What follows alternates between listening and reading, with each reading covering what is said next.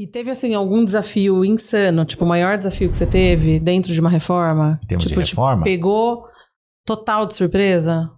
Não. Assim, eu diria que, como já citado, talvez o maior de pegar de surpresa foi esse caso de ter que derrubar essa casa. Onde começou a reforma de fato começou, os pedreiros estavam começando, e durante a desmontagem de alguns elementos da casa antiga, que chegamos à conclusão de que não valeria a pena, a casa não suportaria aquele projeto que nós tínhamos feito. E daí a conversar com o cliente, convencer o cliente de que vai precisar fazer isso, porque muitas vezes ele se apega, né? Ele se apega naquela casa que ele comprou, ou que ele já tem, e fala, não, mas eu queria manter isso aqui. Ele tem uma falsa sensação, muitas vezes, de que está mantendo e está economizando. Uhum. Então, até você demonstrar isso para ele, algumas vezes é complicado. Mas, assim, algum desafio insano, assim, de fato não me lembro no momento, Júlia. Acho que não teve nada excepcional, assim, não. E existe alguma lógica do ponto de vista de vocês, nós discutindo aqui, que facilita para o cliente fazer a reforma? Exemplo, vamos preservar o máximo de paredes, ou sei lá, a infraestrutura elétrica da casa, nós não vamos mexer. Existe alguma coisa assim que vocês colocam como prioridade? É muito caso a caso, Hugo. Depende muito do caso, do que o cliente quer fazer e do estado do imóvel.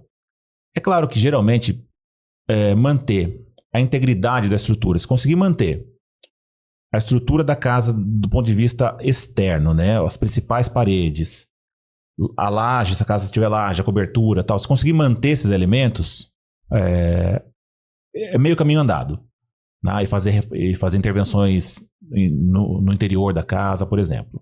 Elétrica é muito difícil de manter. Você consegue manter parcial, mas é muito difícil, como nós já falamos antes, por conta da demanda dos imóveis atuais, né? A demanda de carga que precisa para hoje.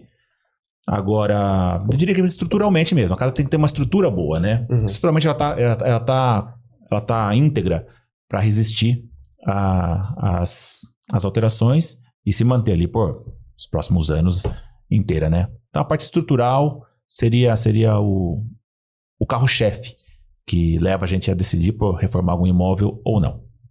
Até uma dica aí para quem quer fazer uma reforma elétrica na casa, aconteceu uma vez com a gente, de chegar num imóvel e ver que, assim, imóveis antigos não são como os de hoje em quantidade de pontos elétricos, então tem menos tomadas, né?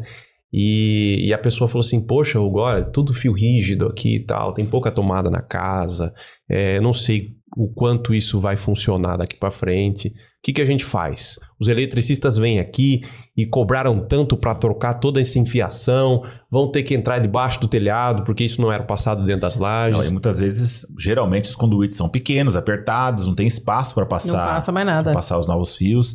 Então, tem reformas que a gente precisa fazer externo, né? Adotar como uma linguagem arquitetônica as tubulações externas, né? Aparentes, que é o que viabiliza, é o único jeito.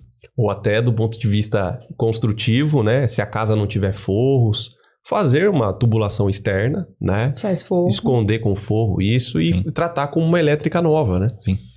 Esquecer a que tá lá, né? Assim, pula. Muitas vezes é a melhor solução. Esquece o que tá lá e faz novo. A do escritório eu fiz isso. Finge que não viu. Vamos de novo. Porque não dá. Imagina a quantidade de computador, de ar-condicionado, de equipo que você vai pondo ali para tudo aquilo funcionar. Não faz nenhum sentido você correr esse risco, né? Acho que um dos maiores gargalos de uma reforma é as instalações.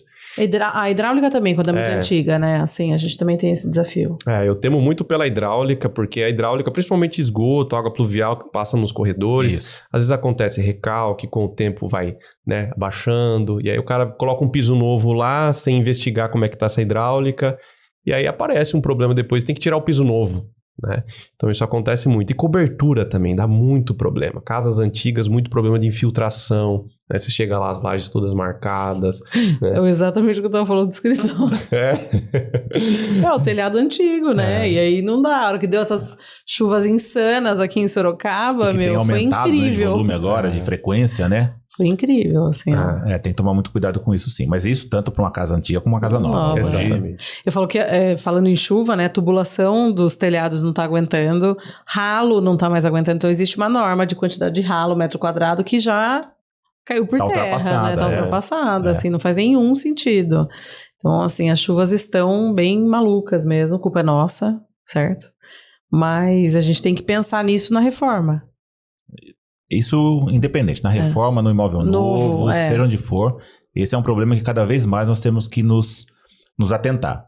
O volume de chuvas tem aumentado, as chuvas têm sido muito fortes, muito frequentes, e mesmo que sejam rápidas, né? Mas tem que dar conta daquela vazão toda ali, não pode retornar para dentro do imóvel, não. Se você gostou desse corte do podcast e quer continuar nos incentivando a trazer episódios novos por aqui, curta e se inscreva no canal. Isso é muito importante para nós. E se você quiser comentar a respeito desse tema, desse vídeo, ou até sugerir temas novos, convidados novos para a gente trazer aqui, coloque nos comentários. Eu mesmo vou te responder. Um grande abraço. Tchau.